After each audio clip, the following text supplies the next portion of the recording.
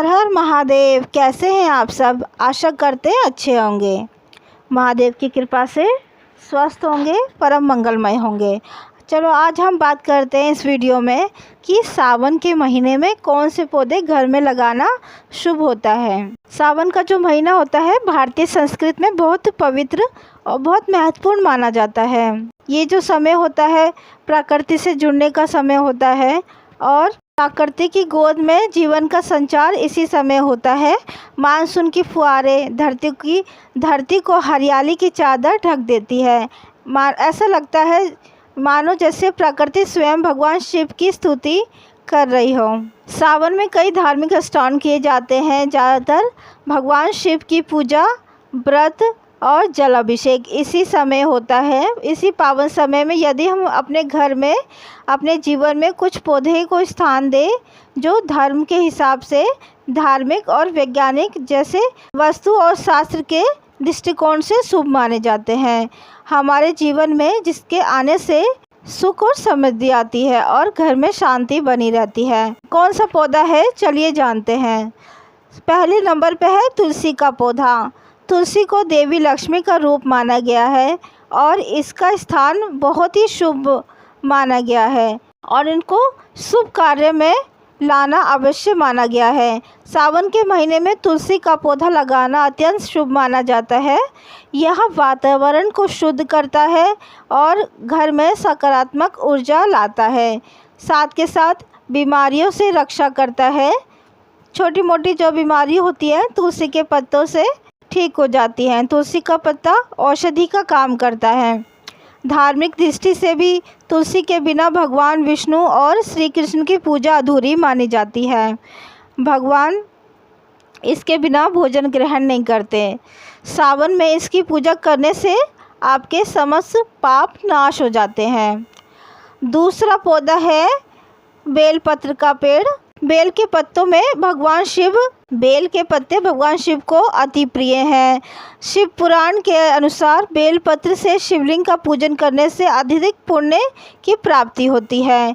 यदि आपके पास या बेल वृक्ष की ज़रूरत पास स्थान है तो बेल का वृक्ष जरूर लगाएं। और न केवल ये आध्यात्मिक दृष्टि से पवित्र है बल्कि इसकी छाया शीतलता देती है और इसके पत्ते औषधि गुणों से भरपूर होते हैं। भगवान शिव को तो बहुत प्रिय है ये पत्ते, तो ये पौधा ज़रूर लगाए घर में। और अगर आपके पास जगह हो तो पीपल का पेड़ भी आप लगा सकते हैं। पीपल को ब्रह्मा, विष्णु और महेश तीनों का वास माना गया है। सावन में पीपल लगाना और उसकी सेवा करना पुण्यदायी होता है। वैज्ञानिक रूप से देखा जाए तो पीपल 24 घंटे के अंदर 24 घंटे ऑक्सीजन देने वाला वृक्ष है और हमारे पर्यावरण के लिए भी अमूल्य है। तो अब घर में तो लगाना संभव नहीं है ये पीपल का पेड़। आप घर के पास बाग बगीचा हो तो आप ये पौधा ज़रूर लगाएं सावन के महीने में।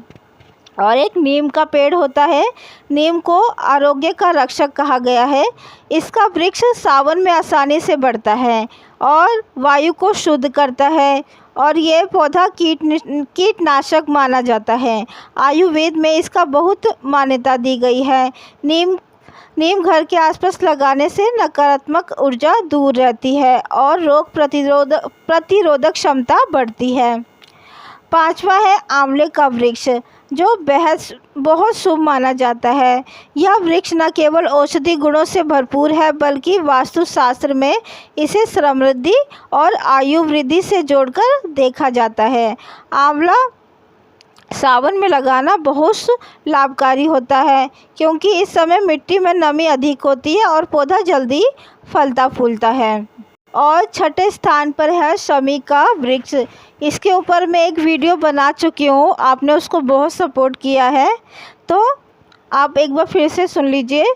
शमी का पौधा शनि और शिव दोनों से जुड़ा हुआ है, इसलिए इसे सावन में लगाना बहुत ही शुभ माना गया है। इसे लगाने से जीवन में आने वाली बाधाएं दूर हो जाती है और शनि की कृपा प्राप्त होती है। शनि की साढ़े साथी से राहत मिलती है। धार्मिक ग्रंथों के अनुसार शमी के वृक्ष के नीचे बैठकर ध्यान करने से मानसिक शांति मिलती है, सुख समृद्धि आती है। और अगला है पारिजात, जिसे हरसिंगार भी कहा जाता है, यह फूल भगवान विष्णु और श्री कृष्ण को चढ़ाया जाता है। इसके फूल अत्यंत सुगंधित होते हैं, वातावरण को शांत और दिव्य बनाते हैं।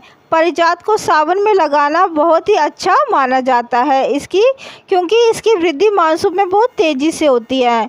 8वां है एलोवेरा मनी प्लांट, इंडोर पौधा। इन पौधों को धार्मिक महत्व भले ही तुलसी या पीपल जितना ना हो, लेकिन वातावरण को शुद्ध रखने में, वास्तु दोषों को दूर करते हैं और जीवन में सुख शांति लाते हैं। सावन में इसकी वृद्धि तेज़ी से होती है और घर की शोभा बढ़ती है। अंत में यही कहना चाहूँगी, यदि हम इस सावन में अपने घर के आंगन में या बालकनी या छत पर इन पौधों को स्थान दें या घर के आसपास जहां अगर संभव हो तो केवल हमारे घर में सकारात्मकता बढ़ेगी, बल्कि हमारे आने वाली भावी पीढ़ी के लिए एक स्वच्छ और हरा भरा भविष्य भी बनेगा। चलिए मिलते हैं नेक्स्ट वीडियो में, तब तक के लिए हर हर महादेव।